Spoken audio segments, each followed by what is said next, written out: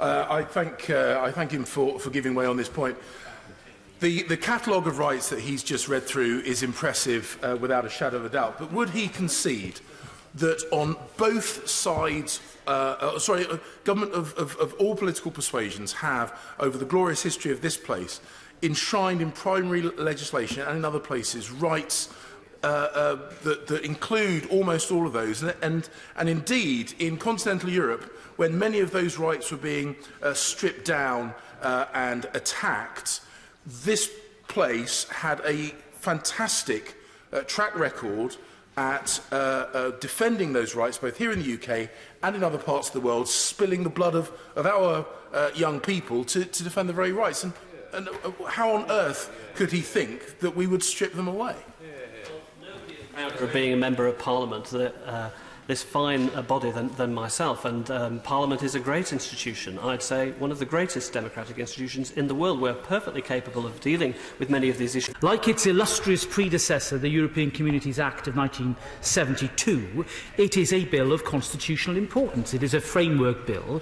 It is not, and I have to stress this, I think, most importantly, it is not a bill that seeks to convey a policy or a particular aspect of policy that we've discussed today.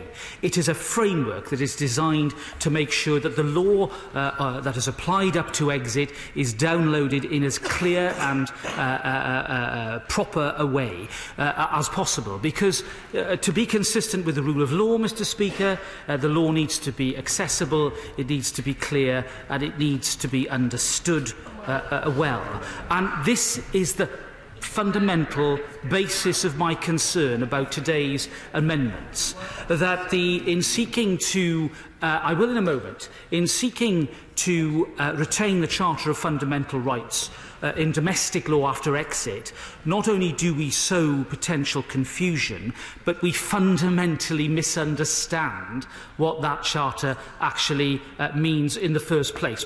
And the Lords should, I'm sure, take into account the fact that on this occasion the Commons have done their work very, very extensively and thoroughly, and have considered such a very wide range of issues on amendment that the Lords, I'm sure, will take that into account when they come to have their important deliberations on this piece of legislation. This piece of legislation, after all, shouldn't be that difficult or divisive, because what this piece of legislation does, just to remind everyone, is to keep all the European laws that we currently have as they are, so that there is legal certainty. Now, I, as someone who believes that Brexit is going to be very positive and good for this country, wish to go on to see major changes to our fishing laws and to our farming financial system, and changes to our VAT system, which we're not allowed to do under European law, taking VAT off things that I think shouldn't be charged VAT, for example. So there are quite a few positive changes I want to see